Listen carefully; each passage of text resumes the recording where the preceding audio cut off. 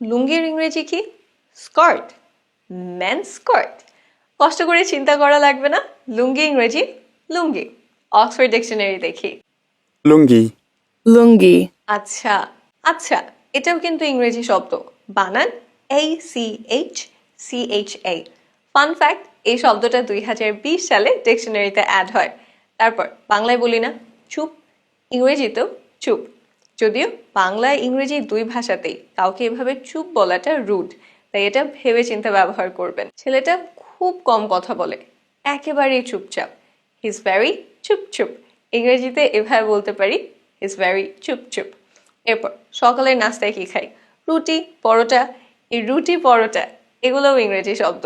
তারপর রিক্সা ইংরেজি রিক্সা, ব্রিটিশরা এটাকে উচ্চারণ করে রিক্সা রিক্সা। তারপর যত ধরনের রান্না করার উপায় আছে, ভর্তা করা, ভুনা করা, দো পেঁয়াজা, কোফতা, কোরমা, কিমা, এই সবগুলো শব্দ আমরা হুবহু ইংরেজিতে বলতে পারি। যেমন দুপুরে আপনি ডিম ভর্তা দিয়ে ভাত খেয়েছেন, ইংরেজিতে বলতে পারেন আই হ্যাড এগ ভর্তা ফর লাঞ্চ। Perfect English. ডিম ভর্তার সাথে আপনি ডালও খেয়েছেন, তখন আই হ্যাড এগ ভর্তা অ্যান্ড ডাল ফর লাঞ্চ। ডালের ইংরেজি ডাল। তাহলে দেখেন আমরা প্রতিদিন কত ইংরেজি শব্দ বলছি। এরপর সবচেয়ে অ্যাডভান্স শব্দের মধ্যে একটা শব্দ হলো বিরিয়ানি। মজার না ব্যাপারটা? এরপর আমরা রান্নায় গরম মশলা দিই না, এটাও ইংরেজিতে আছে।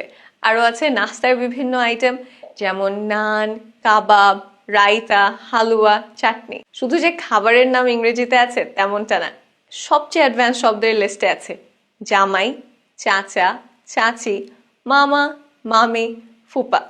তারপর আমাদের বিভিন্ন পোশাকের নামও আছে, যেমন সালোয়ার কামিজ, কুর্তা, পায়জামা, চুড়িদার, শাড়ি। আচ্ছা, বিদেশিরা বলে রোডি, পরাঠা, পরোটা, আমাদেরও কি ওদের মতো করে বলা লাগবে? একদমই না, কারণ এগুলো আমাদের নিজেদের ভাষার শব্দ, আমরা যেভাবে উচ্চারণ করব সেটাই সঠিক, সেটাই শুদ্ধ। সাধারণত আমরা ইংরেজি শব্দের উচ্চারণ বিদেশিদের কাছ থেকে শিখি, কিন্তু এই শব্দগুলোর বেলায় ওরা আমাদের ফলো করবে। এই ঘটনাকে ইংরেজিতে বলতে পারি how the tables have turned. Turn the tables মানে এরকম সিচুয়েশন যখন পুরো রিভার্স বা উল্টা হয়ে যায়। আরেকটা ইম্পর্টেন্ট পয়েন্ট, ইংরেজিতে কথা বলার সময় সব শব্দের কিন্তু অনুবাদ খোঁজা লাগবে না। যেমন ধরেন পিঠা, এটার ইংরেজি কি হবে? আমি অনেককে বলতে শুনেছি কেক, কিন্তু বলেন তো পিঠা আর কেক কি এক জিনিস? আমি পিঠাকে যদি কেক বলি, অর্থটাই তো বদলে যাচ্ছে। তাই ইংরেজিতে আমরা পিঠাকে পিঠাই বলতে পারি। আর বিদেশি যদি কারোর সাথে কথা বলি, তখন তাকে বুঝিয়ে দিলাম যে পিঠা জিনিসটা কি। হয়তো বললাম it's a traditional Bangladeshi sweet, এটা একটা মিষ্টি খাবার, বা it's a traditional Bangladeshi delicacy. Delicacy মানে স্পেশাল এক ধরনের খাবার। It's a traditional Bangladeshi delicacy. আজকে এই পর্যন্তই।